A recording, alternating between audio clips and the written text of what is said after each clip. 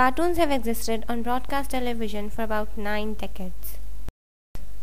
The first true animated star was 1920s icon Felix the Cat.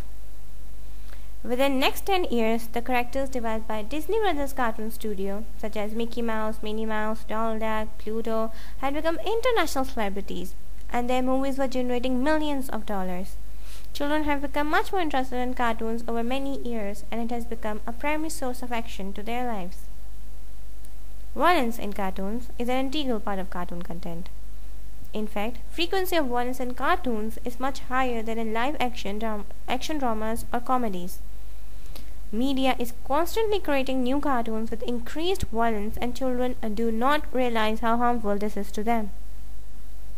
Today, in many children's cartoons, we see cartoon characters jumping, diving, being shot, falling from very high heights and then landing without being harmed. Even Warner Brothers cartoon characters that we all knew and loved so much were actually very violent cartoon characters. They would continually verbally and physically assault each other under the most humorous and ridiculous situations. For example, in every episode of Looney Tunes, you'll see a short clip of Willy Coyote trying to catch the Roadrunner. And in every clip, Willy Coyote in some shape or form seems to fall off a cliff or simply have one of his inventions fire back and cause a massive explosion. Yet, he manages to collect his teeth, dust himself off, and get up for another attempt to catch the Roadrunner. Another example of such cartoon would be Tom and Jerry, Popeye, and many others. These cartoons are displaying a false sense of reality upon children. Being able to fall off a tall cliff, being shot with a gun in face, and yet walking away from these incidents without a scratch. A child's mind is like a sponge. It absorbs everything they see and hear. If they are constantly exposed to cartoons with violence and fighting, it will affect them morally and may lead to teenage violence in the future. Studies have shown that based on the quality and quantity of cartoons, they do have an impact on the child's behavior. Among these impacts include increased destructive activity, desensitization, and increased fear. Increased destructive activity.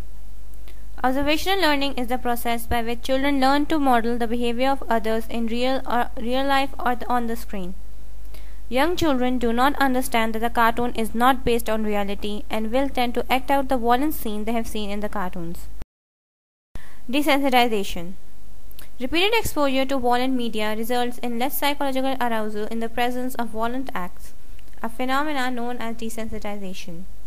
2003 edition of Psychological Science and Public Interest supports this theory of desensitization, adding that children who even briefly witness violent programs experience less sympathy towards the victims of violent acts and less anxiety towards the real-world violence following the exposure. And now we are talking about a daily dose of violent media. Children can build the immunity to violent imagery, becoming incapable of producing socially excitable and emotional responses. Increased fear. In 1993, a study by APS showed a correlation between violent media and fear. Exposure to violent media may also induce greater fear and anxiety in the children that the world is a mean and scary place. It influences children to perceive the world as a more dangerous and unsafe place. The study concluded that both children and adults experience increased anxiety about the world in general when exposed to violent media. So, what is the solution of all this? Well, many of us think that this is the responsibility of the media and that they should ban all this stuff. But we know that as long as the multinationals are making money from these kind of cartoons, it's never gonna happen. So, what can we do to save children from these effects? Well, there's an old saying, guns don't kill people, people kill people. This applies here too. It is the responsibility of parents to guide their children. They must be there to explain that cartoon characters are not based on reality. They should also explain that the cartoon character that has just been shot in real life would have been hurt very badly and may have died.